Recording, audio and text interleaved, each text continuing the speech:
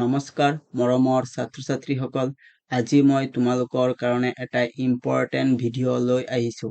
যিটো ভিডিঅ'ত আমি শিকিব পাৰিম এফাৰ্মেটিভ সেন্টেন্সৰ পৰা কেনেকৈ নেগেটিভ সেন্টেন্স আৰু ইন্টাৰোগেটিভ সেন্টেন্স কৰা হয় বা কৰিব পাৰি অৰ্থাৎ আমি ইয়াৰ বিষয়ে কিয় শিকিব লাগে প্ৰশ্ন কাকতখন চোৱা অৰ্থাৎ সাবজেক্ট ইংলিছ আৰু ক্লাছ 7 অৰ্থাৎ ক্লাছ 7 ইংলিছ কুৱেশ্যন পেপাৰত 3 নম্বৰ কুৱেশ্যনটো দিয়া আছে এ নম্বৰটো হি ইজ এ টিচাৰ অৰ্থাৎ মেক ইট নেগেটিভত সাজিব দিছে আৰু বি নম্বৰটো দিয়া আছে she was a good girl অৰ্থাৎ মেক ইট ইন্টাৰোগেটিভ কৰিব দিছে অৰ্থাৎ ইন্টাৰোগেটিভ মানে হৈছে প্ৰশ্নবোধক অৰ্থাৎ প্ৰশ্নবোধক বাক্যলৈ পৰিৱৰ্তন কৰিব দিছে কাৰণ আমি প্ৰশ্নবোধক অৰ্থাৎ নেগেটিভ আৰু ইন্টাৰোগেটিভ সেন্টেন্সৰ বিষয়ে আমি কিয় শিকিব লাগে অৰ্থাৎ এই দুটা উদাহৰণৰ পিছত আমি নিশ্চয় বুজি পাইছো গতিকে দেৰি নকৰাকৈ বলা ভিডিঅ'টো আৰম্ভ কৰো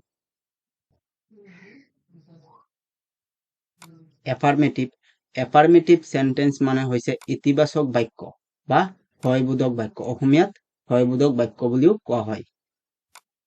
2 নম্বৰত অৰ্থাৎ negative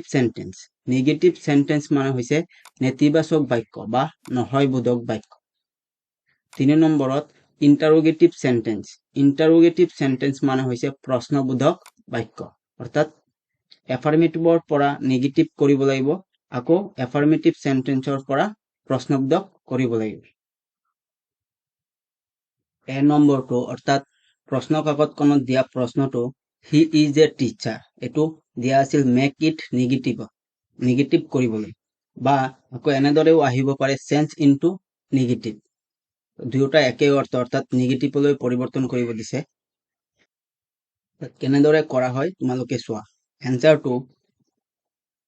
he is not a teacher negative মানে নহয় এই কাৰণে নট ব্যৱহাৰ কৰিছো অৰ্থাৎ নহয় হি ইজ এ টিচাৰ মানে হৈছে তেওঁ এজন শিক্ষক আৰু এনসাৰটো হ'ব তেওঁ এজন শিক্ষক নহয় অৰ্থাৎ আমি নেগেটিভলৈ পৰিৱৰ্তন কৰিছো কেৱল নট ব্যৱহাৰ কৰি ইজৰ পিছত ইজ শব্দটোৰ পিছত নট ব্যৱহাৰ কৰি আমি নেগেটিভলৈ পৰিৱৰ্তন কৰিছো ঠিক তেনেদৰে ইন্টাৰোগেটিভ কেনেদৰে কৰা হয় চোৱা বি নম্বৰটো she was a good girl এটো মেক ইট ইন্টাৰোগেটিভ অৰ্থাৎ প্ৰশ্নবোধক বাক্যলৈ পৰিৱৰ্তন কৰিব দিছে বা চেঞ্জ ইনটু ইন্টাৰোগেটিভ এনেদৰে আহিব পাৰে প্ৰশ্নত পৰীক্ষাত এনসাৰটো অৰ্থাৎ কেনেদৰে কৰিব লাগিব was ইয়াত দিয়া আছে she was a good girl অৰ্থাৎ was টো সন্মুখত লৈ আনিছো অৰ্থাৎ was তাৰপিছত she a good girl লিখিছো she a good girl আৰু প্ৰশ্নবোধক চিন দিছো অৰ্থাৎ সেন্টেন্সটো হৈ গল ইন্টাৰোগেটিভ সেন্টেন্স আগতে আছিল এফাৰ্মেটিভ অৰ্থাৎ she was a good girl অৰ্থাৎ ইয়াত কোৱা হৈছে যে তাই এজনী ভাল ছোৱালী তাৰপিছত আমাক কৰিব দিছে প্ৰশ্নবোধক was she a good girl তাই এজনী ভাল ছোৱালী হয়নে আমাক আমি কি কৰিব লাগিব প্ৰশ্ন কৰিব লাগিব যেহেতু আমাক ইন্টাৰোগেটিভ কৰিব দিছে অৰ্থাৎ আমি যিকোনো বাক্য অৰ্থাৎ যিকোনো সেন্টেন্স আমি কেনেদৰে নেগেটিভ আৰু ইন্টাৰোগেটিভ কৰিব পাৰি সহজতে তোমালোকে চোৱা অৰ্থাৎ এইবিলাক তোমালোকে মুখস্থ কৰিব লাগিব যে এম ইজ এইটা শব্দ am is are do does did was where have has had shall should will would may might can could must dare need ought used to অর্থাৎ used লগত to থাকে অর্থাৎ ইয়াত 24টা শব্দ আছে অর্থাৎ এই 24টা শব্দক অক্সিলারি ভার্ব বা বি ভার্ব বুলিও কোৱা হয় লগতে হেল্পিং ভাৰ্ব স্পেশাল ভাৰ্ব বুলিও ক'ব পাৰে অৰ্থাৎ তোমালোকে গোটেইকেইটা জনাটো প্ৰয়োজনীয় অৰ্থাৎ আমি পাইছো 24টা অক্সিলাৰি ভাৰ্ব বা বি ভাৰ্ব অৰ্থাৎ ইয়াতে বুজিব লাগিব অৰ্থাৎ আমি নেগেটিভ কৰিবলৈ এইবিলাক কিয় শিকিব লাগিব অৰ্থাৎ এইবিলাক এই কাৰণে শিকিব লাগিব অৰ্থাৎ এই গোটেইকেইটা শব্দৰ পিছত নট ব্যৱহাৰ কৰি আমি নেগেটিভ কৰিব পাৰো প্ৰথমে তোমালোকে এইবিলাক মুখস্থ কৰিবা এই 24টা শব্দ এতিয়া চোৱা নেগেটিভ কেনেকৈ কৰিব পাৰো অৰ্থাৎ এই 24টা শব্দৰ পিছত নট ব্যৱহাৰ কৰি নেগেটিভ কৰা হয় চোৱা কেনেদৰে কৰা হয় 1 নম্বৰটো we are play football R শব্দটো হৈছে অক্সিলাৰি ভাৰ্ব অৰ্থাৎ অক্সিলাৰি ভাৰ্বৰ পিছত নট ব্যৱহাৰ কৰি আমি নেগেটিভ কৰিব লাগে অৰ্থাৎ we are not play football অৰ্থাৎ তোমালোকে কেৱল এইটোৱে মনত ৰাখিবা যে অক্সিলাৰি ভাৰ্ব বা বি ভাৰ্বৰ পিছত নট ব্যৱহাৰ কৰি আমি নেগেটিভ কৰিব লাগে বুলি এইটো মনত ৰাখিবা অৰ্থাৎ 2 নম্বৰ উদাহৰণটো চোৱা she has to হৈছে বি ভাৰ্ব অৰ্থাৎ has not দিয়াৰ পিছত আমি এইটো নেগেটিভলৈ পৰিৱৰ্তন কৰিব পাৰো অৰ্থাৎ has not আৰু বাকি একো চাব নালাগে কেৱল বি ভাৰ্বটো চাব লাগে বি ভাৰ্বৰ পিছত নট ব্যৱহাৰ কৰিব নট ব্যৱহাৰ কৰিলে নেগেটিভ কৰিব লাগে বুলি মনত ৰাখিবা ঠিক তেনেদৰে 3 নম্বৰটো চোৱা দে ওয়াৰ গোয়িং টু শিলং অৰ্থাৎ ওয়াৰটো হৈছে এটা বি ভাৰ্বৰ পিছত ওয়াৰ নট অৰ্থাৎ বি ভাৰ্বৰ পিছত আমি নট ব্যৱহাৰ কৰি নেগেটিভ কৰিছো ঠিক তেনেদৰে আৰু এটা চোৱা উই কেনটো হৈছে বি ভাৰ্ব এই কাৰণে তোমালোকে ভি ভাৰ্ব কিনি মনত ৰাখিবা বা অক্সিলাৰি ভাৰ্ব বুলি কোৱা হয় অৰ্থাৎ স্পিক হিন্দি ক্যান কেনৰ লগত সদায় নটটো একেলগে যোগ হৈ থাকে অৰ্থাৎ can not speak Hindi he উইলটো হৈছে be verb will not negative সেন্টেন্সলৈ পৰিৱৰ্তন এনেদৰে কৰা হয় তোমালোকে মনত ৰাখিবা কেৱল উইল নট বাকি কেইটা সেম থাকিব অৰ্থাৎ একে থাকিব কেৱল উইলৰ পিছত বা বি ভাৰ্বৰ পিছত নট ব্যৱহাৰ কৰি আমি নেগেটিভ কৰিব পাৰো বুলি মনত ৰাখিবা যদি বাক্যত অক্সিলাৰি ভাৰ্ব বা বি ভাৰ্ব নাথাকে তেন্তে নেগেটিভ কৰিবলৈ ডো ডাজ আৰু ডিড ব্যৱহাৰ কৰিব লাগে ক'ত ডো ব্যৱহাৰ কৰিব লাগে ক'ত ডাজ ব্যৱহাৰ কৰিব লাগে আৰু ক'ত ডিড ব্যৱহাৰ কৰিব লাগে তোমালোকে চোৱা অৰ্থাৎ আই গো টু স্কুল অলপ টেন্সৰ বিষয়ে তুমি জানিব লাগিব অৰ্থাৎ আই গো অৰ্থাৎ তোমালোকে লিষ্ট অফ ভাৰ্ব শিকিব লাগিব লিষ্ট অফ তোমালোকৰ যদি গ্ৰামাৰ আছে গ্ৰামাৰৰ এটা পাৰ্ট আছে যে লিষ্ট অফ ভাৰ্ব কিনি তোমালোকে মুখস্থ কৰিবা অৰ্থাৎ প্ৰেজেন্ট ফৰ্ম আছে এটা ফাৰ্স্ট ফৰ্ম আৰু ফাৰ্স্ট পাৰ্টিসিপল এই তিনিওটা তোমালোকে মুখস্থ কৰিব লাগিব অৰ্থাৎ গো মানে আমি জানো যোৱা গো ওয়েন্ট মানে ওয়েন্ট হৈছে ফাৰ্স্ট ফৰ্ম গো এইটো এই দুয়োটা মনত ৰাখিব লাগিব লগতে ফাৰ্স্ট পাৰ্টিসিপল এইটো মনত ৰাখিব গান ঠিক তেনেদৰে ৰাইট ৰোট ৰাইটেন কাম কেম কাম এনেদৰে বহুতো কেইটা ওয়াৰ্ড বা ভাৰ্ব আছে তোমালোকে মুখস্থ কৰিব লাগিব তেতিয়াহে তোমালোকে নেগেটিভ আৰু ইন্টাৰোগেটিভ কৰিব পাৰিবা অৰ্থাৎ ইয়াত গো আছে এইটো প্ৰেজেন্ট ফৰ্ম থাকিলে মনত ৰাখিবা যে ডো ব্যৱহাৰ কৰে অৰ্থাৎ আই ডো নট গো টু স্কুল অৰ্থাৎ গো শব্দটোৰ লগত যদি এজ বা ইয়েস যোগ হৈ থাকে অৰ্থাৎ ভাৰ্বৰ লগত যদি এজ বা ইয়েস যোগ হৈ থাকে তেন্তে মনত ৰাখিবা ডাজ ব্যৱহাৰ অৰ্থাৎ she does not আকৌ ইয়েস আছে ইয়েসটো ডোৰ লগত গুচি গ'ল যেহেতু আমি goes to go লিখিব লাগিব go she does not go to school এইটো নেগেটিভ সেন্টেন্স এনেদৰে কৰিব লাগিব এইটো বাক্য মনত ৰাখিবা অৰ্থাৎ আমি কেনেকৈ বুজিম ডো আৰু ডাজ অৰ্থাৎ ঘৰ লগত অৰ্থাৎ ভাৰ্বৰ লগত এজ বা ইয়েস নাথাকিলে ডো আৰু ভাৰ্বৰ লগত এজ বা ইয়েস থাকিলে ডাজ এইটো মনত ৰাখিলে হ'ল আৰু এটা উদাহৰণ চোৱা উই ৰাইট এ লেটাৰ অৰ্থাৎ ৰাইট শব্দটোৰ লগত কোনো এজ বা ইয়েস নাই গতিকে আমি ডো নট ব্যৱহাৰ কৰিব লাগিব অৰ্থাৎ উই ডো নট ৰাইট এ লেটাৰ 4 নম্বৰটো চোৱা হি ৰাইটস এ লেটাৰ ভাৰ্বৰ লগত ভাৰ্বটোৰ লগত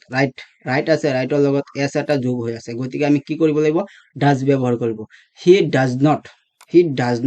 ৰাইট এ লেটাৰ মনত থাকিব এতিয়া আহো ডিড ক'ত ব্যৱহাৰ হয় ডিড ব্যৱহাৰ হয় পাস্ট টেন্সৰ লগত অৰ্থাৎ ফাৰ্স্ট ফৰ্ম ভাৰ্বটো ফাৰ্স্ট ফৰ্ম থাকিলে ডিড ব্যৱহাৰ হয় অৰ্থাৎ she went to অৰ্থাৎ go তাত went হল অৰ্থাৎ go to went হল যেহেতু এইটো ফাৰ্স্ট ফৰ্ম went to হৈছে ফাৰ্স্ট ফৰ্ম গতিকে আমি ডিড ব্যৱহাৰ কৰিব অৰ্থাৎ ডো ডাজৰ ফাৰ্স্ট ফৰ্ম হৈছে ডিড এই কাৰণে আমি ডিড লিখিছো অৰ্থাৎ ডিড নট অৰ্থাৎ ফার্স্ট ফর্ম লিখিলো যেহেতু বাক্যটিত গতিকে আমি went to go আকৌ লিখিব লাগিব go present from লিখিব লাগিব she did not go to school মনত থাকিব আৰু এটা চোৱা ৰাম came অৰ্থাৎ কাম মানে অহা came মানে আহিছিল অৰ্থাৎ ফাৰ্ষ্ট টেন্স যেহেতু আমি did ব্যৱহাৰ কৰিব আৰু প্ৰেজেন্ট ফৰ্ম থাকিলে do বা does আৰু পাষ্ট ফৰ্ম থাকিলে কেৱল did not অৰ্থাৎ Ram did not come to here এটো নেগেটিভ সেন্টেন্স লৈ আমি পৰিৱৰ্তন কৰিম তোমালোকে যদি ভালদৰে বুজি পোৱা নাই এতিয়ালৈকে তেন্তে আকৌ এবাৰ ভিডিওটো চোৱা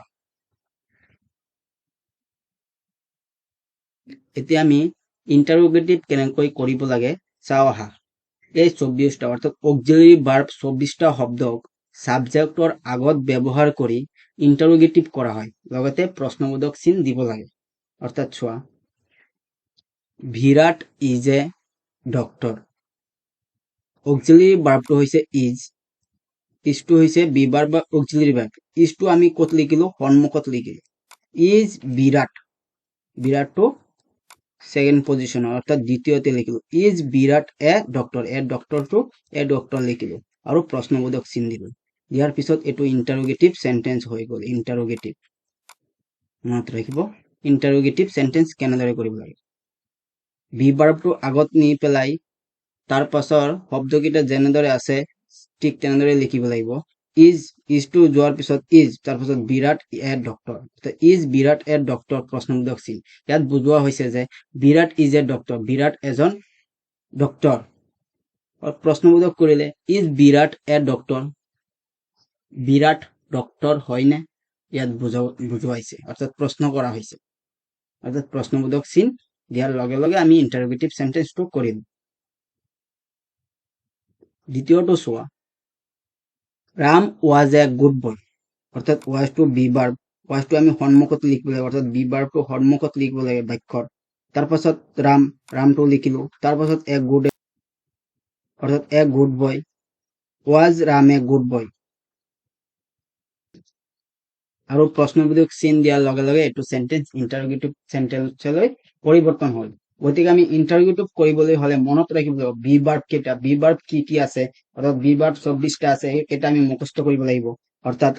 was to এটা বি ভাৰ্ব যেহেতু আমি was to সন্মুখত লিখি তাৰ পাছত ৰাম এ গুড বয় লিখিছো লগে লগে প্ৰশ্নবোধক চিন দিয়াৰ লগে লগে এটো ইন্টাৰোগেটিভ সেন্টেন্সলৈ পৰিৱৰ্তন হ'ল they are play football are to be verb are they play football অর্থাৎ ইন্টাৰোগেটিভ সেন্টেন্স কৰিবলৈ হলে আমি এনেদৰে লিখিব লাগিব তোমালোকে মনত ৰাখিবা he will go to school will অৰ্থাৎ বি ভাৰ্বটো সন্মুখত নিলো তাৰপিছত he go to school লিখিলো আৰু প্ৰশ্নবোধক চিন দিলো they have eaten rice have টো হৈছে বি ভাৰ্বটো আগত লিখিলো আগত লিখাৰ পিছত they eaten rice যেনেদৰে আছে আমি তেনেদৰে লিখিলো আৰু প্ৰশ্নবোধক চিন দিলো she can speak english can টো হৈছে বি ভাৰ্ব এই কাৰণে আগত লিখিলো can she speak english আৰু প্ৰশ্নবোধক চিন দিলো যদি বাক্যত অক্সিলাৰি ভাৰ্ব বা বি ভাৰ্ব নাথাকে তেন্তে ইন্টাৰোগেটিভ কৰিবলৈ ঠিক সেইদৰে অৰ্থাৎ নেগেটিভ যেনেদৰে কৰিছিলো ঠিক তেনেদৰে ডো ডাজ আৰু ডিড ব্যৱহাৰ কৰিব লাগে অৰ্থাৎ প্ৰেজেন্ট ফৰ্ম থাকিলে অৰ্থাৎ ইউ গো টু স্কুল আমি এইটো নেগেটিভ কৰিবলৈ হলে ডো নট লিখিলো হয় অৰ্থাৎ নট টু নিলিখি ডোটো আমি সন্মুখত নিব লাগিব অৰ্থাৎ ডো ইউ গো টু স্কুল 2 নম্বৰটো চোৱা হি গোজ অৰ্থাৎ গো অৰ্থাৎ প্ৰেজেন্ট ফৰ্ম কিন্তু ভাৰ্বৰ লগত ই বা ইয়াৰ যোগ থাকিলে আমি জানো ডাজ ব্যৱহাৰ গতিকে ডাজ লিখিব লাগিব সন্মুখত অৰ্থাৎ বি ভাৰ্বটো সন্মুখত লিখিব লাগিব does he go to school গোজটো আকৌ গো হৈ যাব হি গো টু স্কুল ঠিক তেনেদৰে দে ৰাইট এ লেটাৰ ৰাইট এ অৰ্থাৎ ভাৰ্বৰ লগত কোনো এছ বা ইয়েছ নাই গতিকে ডো হ'ব ডো দে ৰাইট এ লেটাৰ ঠিক তেনেদৰে ভাৰ্বৰ লগত যদি এছ থাকে অৰ্থাৎ Binod writes a letter does Binod write a letter আৰু প্ৰশ্নবোধক চিন প্ৰশ্নবোধক বাক্য বনাবলৈ আমি প্ৰশ্নবোধক চিন দিবই লাগিব 5 নম্বৰটো চোৱা হি ৰোট অৰ্থাৎ ৰাইটৰ পৰা ৰোট হল এইটো হল পাষ্ট টেন্স অৰ্থাৎ ফাৰ্ষ্ট ফৰ্ম থকাৰ কাৰণে আমি ডিড ব্যৱহাৰ কৰিছো আগতে এতিয়াও ডিড ব্যৱহাৰ কৰিব লাগিব অৰ্থাৎ নট নহয় ডিডটো আগত গৈ হি ৰাইট এ লেটাৰ অৰ্থাৎ ৰুটৰ পৰা ৰাইট হৈ যাব আৰু এ লেটাৰ অৰ্থাৎ প্ৰশ্নবোধক চিন ইণ্টাৰগেটিভ চেন্টেন্স এনেদৰে কৰিব লাগে she went গোৰ পৰা went হল go went গান আমি শিকিছো বা তোমালোকে শিকিবা she went to school অৰ্থাৎ আমি জানো ইয়াত গোৰ পৰা went হল এই কাৰণে ডোৰ পৰা did হ'ব